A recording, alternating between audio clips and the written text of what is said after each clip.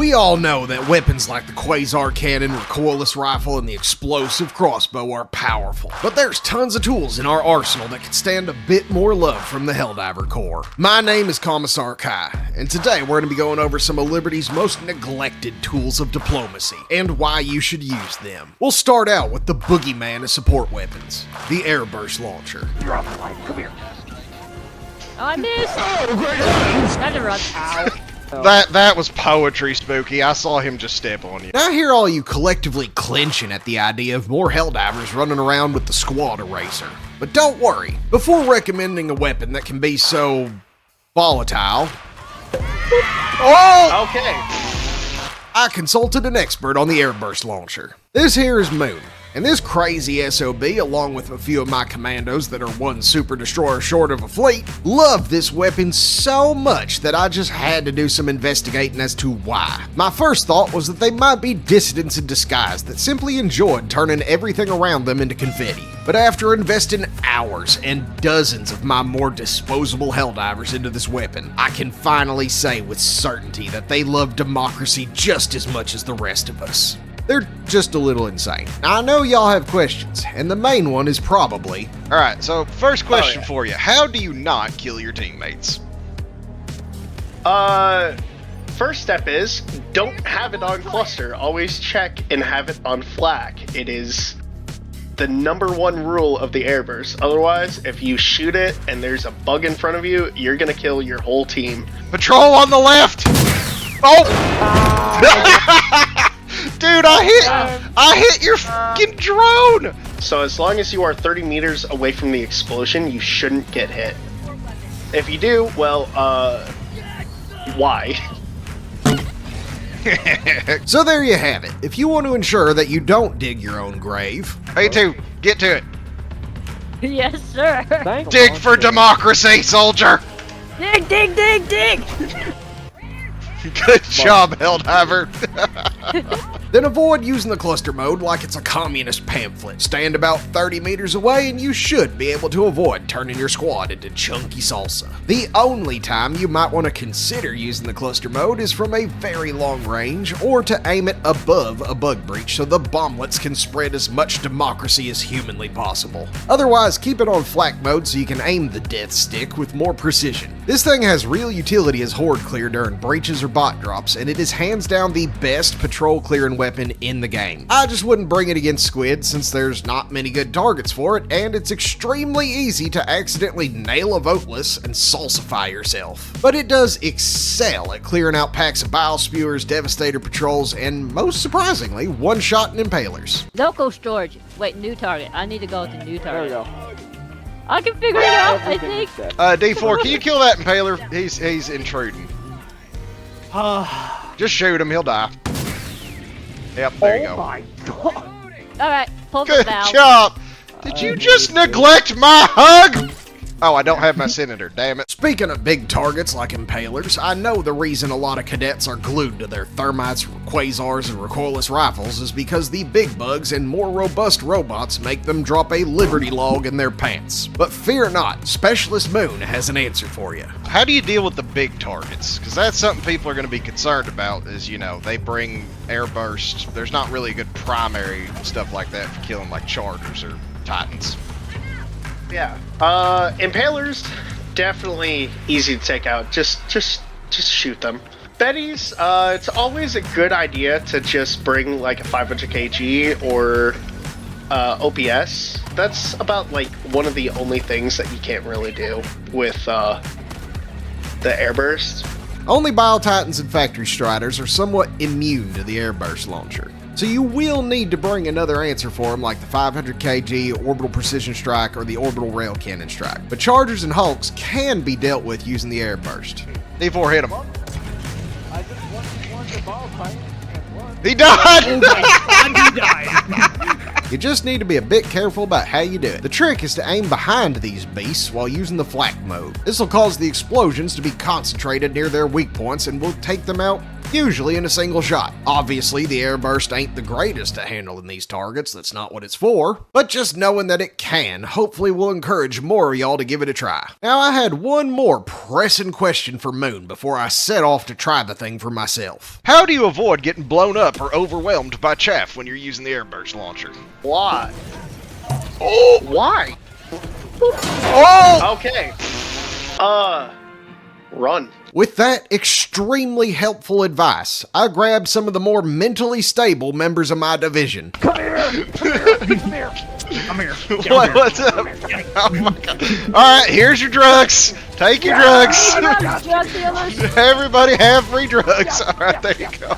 And set off to really stress test what this weapon could do. The first thing I noticed is that having multiple airbursts in your squad really amps up your collective ability to control space. Against the bugs, we brought 2 airbursts, 1 quasar, and 1 crazy bastard with a flamethrower. Having 2 airbursts meant we could easily control breaches, and patrols got turned into Liberty Day party poppers before they even got close to us. When we needed to clear the primary of enemies, we would have both launchers step forward and pick a side to liberate. This worked surprisingly well, since all the bugs would die before even getting a chance to call in a bug breach. Once the area was clear, our teammates would move in and get to work on the objective, while the Airburst duo cleared out any incoming patrols. Keeping those patrols clear alleviated a lot of pressure from the team, and allowed them to do their jobs without fear of getting flanked by a pack of hunters or bile spewers. Just be sure to bring a primary with some stagger to it to prevent being run over by alpha warriors, brood commanders, or stalkers, since dealing with these enemies at close range is inadvisable. Since having 2 worked so well on the bugs, we decided to bring 4 of them against the bots, with even better results. Airburst.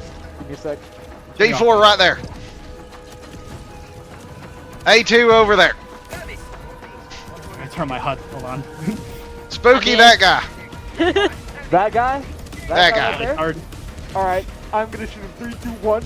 Mostly because they like to stay at range and they don't have Bile Titans. There is nothing the bots have aside from Factory Striders that can survive 4 Airburst launchers raining democracy down upon them. Patrols were gone in an instant. As soon as I would ping them, they would die. Bot drops never got a chance to move, let alone pressure us. And this was one of the easiest spread democracy missions that I have ever done outside of the maximum Tesla Tower one from the Predator strain. As soon as you see a dropship coming in, just wait for them to fall to the ground and then aim at the dirt under their feet. The explosion will stay concentrated thanks to where you shoot it, and scrap every misbegotten Roomba that had the temerity to set a metallic foot on one of our worlds. Seriously though, this weapon is very effective on the bot front, especially when brought in pairs. Let him bleed.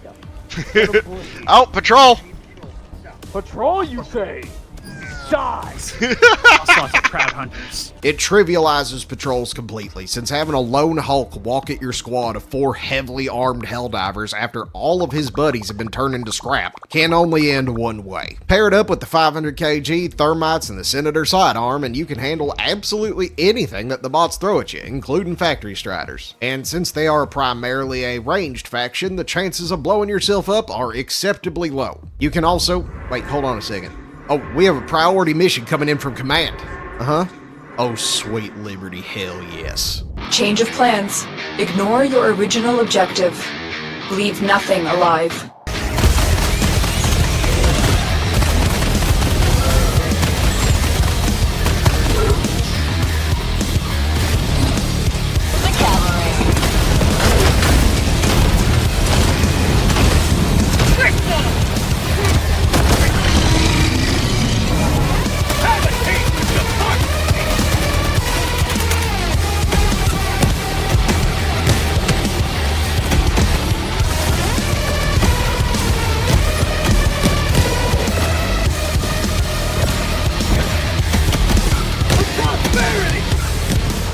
Since the latest major order is about stuffing 2.5 billion aliens into our collective gas tank, I thought this would be a great excuse to talk about some of the more underrated weapons across all fronts. The first one we'll go over is an old favorite of mine that I have been shouting at people to use since May of 2024, the Plasma Punisher. Ever since the explosive crossbow got reworked into the undisputed best weapon in the game, so much so that I have made it my personal crusade to see this thing nerfed. Helldivers have left the old PP in the dust. But it's time to break out those feather dusters, cadets, because this weapon is insanely strong on the bot front. The crossbow's strong because of its raw damage, one-handed nature, great scope, and its huge amount of stagger, not to mention its utility. But despite my incessant whining over it, it does have some serious drawbacks. It's got a real slow rate of fire, only a 5-round mag, and the reload is on the longer side.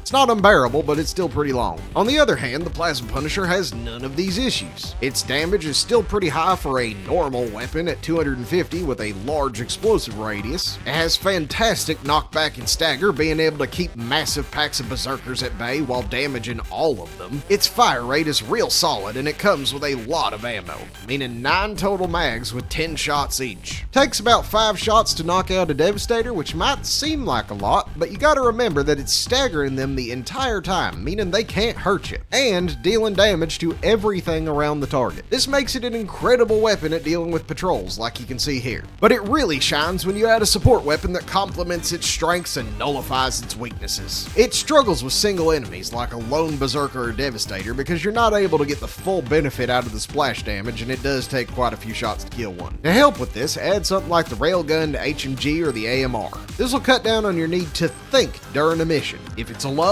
use your support weapon. If it's grouped up, use the Plasma Punisher. It's really that simple. For an example of a full loadout with it, here's a build I took on a solo super Helldive mission where I got close to 500 kills. For our weapons, we'll take the Plasma Punisher for all the reasons we just mentioned, the railgun for hulks, gunships, and lone devastator-sized enemies, thermites for fabs, tanks, and striders, and the ultimatum for either an oh crap button or to blow things up like detector towers and jammers. For stratagems, we'll take the supply pack to keep ourselves and our team topped off, the Eagle Strafe and Run for fab and horde clear, and one flex pick. For this next one, I have a bundle deal of underrated weapons for y'all, and it's for the bug front. These all work great on their own or paired with other weapons, but I found using them all in concert worked incredibly well for solo super Helldives. And it helped me reduce the amount of footage I needed to collect for this video. By the way, just because I tested and filmed these on solo super Helldive does not mean they are bad in team play. These are all just very strong weapons that I rarely see anyone use, so I thought I would give them their chance to shine in the spotlight without my teammates, clogging up the data, so to speak. With that disclaimer out of the way, let's talk about the Stink Bug, Railgun, and Breaker Shotgun. The Stink Bug might not be so underrated anymore, but the survivability it gives you against bugs is kind of insane. It'll float around spraying the bugs in the face like they're a misbehaving cat, so they start throwing a temper tantrum instead of enjoying you as an appetizer. This ability to crowd control enables so many weapons to really come into their own. Enter the Breaker Shotgun, Helldiver's first love and first big disappointment. But I'm here to tell y'all this thing is back. It's fully automatic, has a 16-round magazine, and does a whopping 330 damage per shot. Combined with its high rate of fire, this thing shreds dang near anything that'll get too close to you. It also comes with a good bit of stagger for an automatic shotgun, being able to stagger Brood Commander alphas and stalkers at close range, or outright kill them with its high DPS. When paired with the Stink Bug, it allows you to wade through oceans of pre-710 without worrying about getting torn to pieces in the process. Here you can see me with my back against the wall inside of a super nest, but because the Stink Bug is irritating all of the bugs, I'm able to chew through the horde with my breaker and make my escape once I see a gap open up. It's just a very dependable close-range damage hose, and it's extremely satisfying to use. Which leads me to our next forgotten weapon, the Railgun. On bugs. I think most Helldivers know how hard this thing slaps toasters, but it seems we've all collectively forgot how good it is on the bug front. Instead of ranting your ears off, just watch this.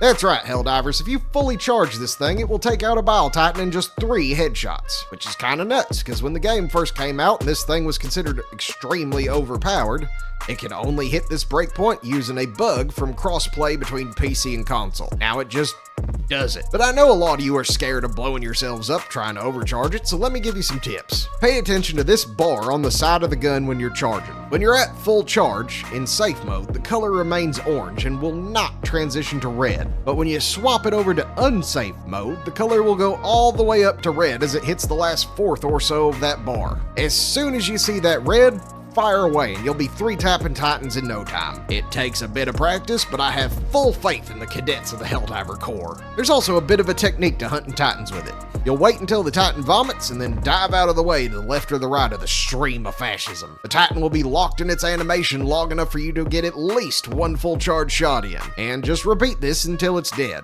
And for those of you that are going to say, but Commissar, on level 10s there's too much going on to be dodging Titan vomit and charging a railgun.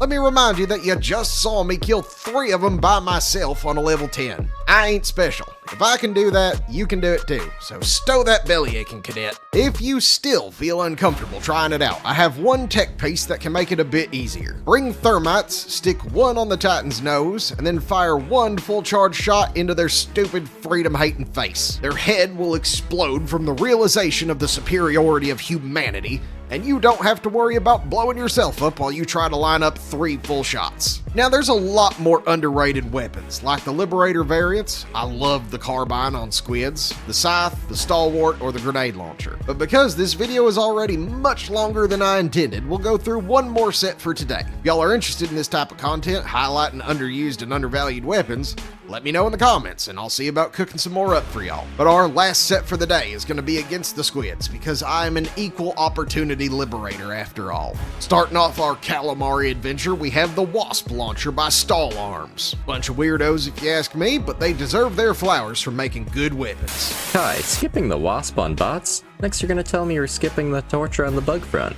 Swigs here from an illegal broadcast tower near you. One misconception with the Wasp missile platform on bots is that it's labeled as an AT support weapon, leading the few literate divers among our ranks to believe that this weapon was made to turn actual tanks into scrap metal. But in reality, this weapon really shines when it's unleashing its can of liberty-infused bees on medium threats like Devastators and Striders, and ideally from a zip code or 2 away. It can work against proper tank threats when you get a sneaky angle on their comically obvious weak points, but that's really just a bonus. Now you may be thinking, if the Wasp does best at a distance, isn't that a problem?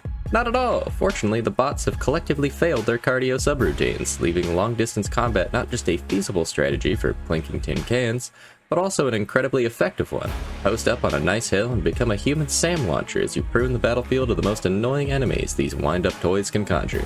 And why camp when you can glamp? Make your cowboy camp just a bit more comfy by pairing it with Liberty's Lawn Chair, the anti-tank emplacement. And if you're feeling a bit lonely while the rest of the team charges ahead and you need even more rockets to sling, throw in an emotional support rocket sentry to keep you company. And just in case you get caught by an errant patrol of clankers, a 120 orbital barrage can provide an excellent curtain to disappear behind until you can find the next hill to call home. Liberty, dang it, Swigs, get back in your cave. I do not pay you to hijack my broadcast. The Wasp is especially good against the Illuminate for its ability to pop Overseers, especially those of the flying variety. One connection and they are instantly dead. Since the Illuminate still only have 4 enemy types, which is why you've not seen a Like an Expert guide on them yet, this is an entire 1/4 of a faction that just gets one-shot by an auto-locking weapon. It's hard to say that that's bad. Assault rifles have unfortunately become a bit of a meme in the community. They don't have the raw power or utility of something like the Eruptor, and they don't have the stopping power or spread of most of the shotguns. But there is one assault rifle that is incredible against all 3 factions, and that's the Adjudicator, especially when you pair it with the Siege Ready armor passive for more reload speed and additional magazines. I mean, look at this. I can fire this thing and reload so fast that the voteless have to trip over their own dead just to take a swipe at me. Pairing this armor passive and the Adjudicator turns it into a lawnmower against all 3 factions. You'll rarely run out of ammo even if you're just spraying into hordes. But if you take your time and fire it in 3 to 5 round bursts, it becomes very efficient at both horde clear and taking down medium-sized enemies like Overseers. Against the squids, it can even 3-tap an Overseer if you hit him in the head 3 times. For the hordes of voteless, I think I can just let the footage speak for itself. You just dump mag after mag into the horde and I guarantee you they will run out of bodies before you run out of bullets. It can also handle harvesters decently well, but it'll usually take you about a mag or 3 to take one down. What I like to do instead is to use the adjudicator to rip off its shields, pump one mag into its hip joints, and finish it off with the senator. It's not the easiest way to deal with harvesters, but it don't require a support weapon, which is a win in my book. If you've made it this far, like the video if you've enjoyed it or learned something new. And if you're looking for other Helldivers that enjoy the spirit of cooperation and team play, then enlist in my division of commandos by clicking the link to the Discord in the description of this video. My commandos are the largest and most active independent group of Helldivers in the galaxy, and we love making new friends. So drop by if you feel the urge to paste the alien menace using teamwork and cooperation. But until next time, this is Commissar Kai, signing out. Unrelated entirely to anything we're doing, Kai, I think why your Discord is so easy to talk to is because you present yourself as a teacher. Sir. And I think another reason is because you're not a complete asshole. Well, thank Like, you for I'm that, just Spooky. saying.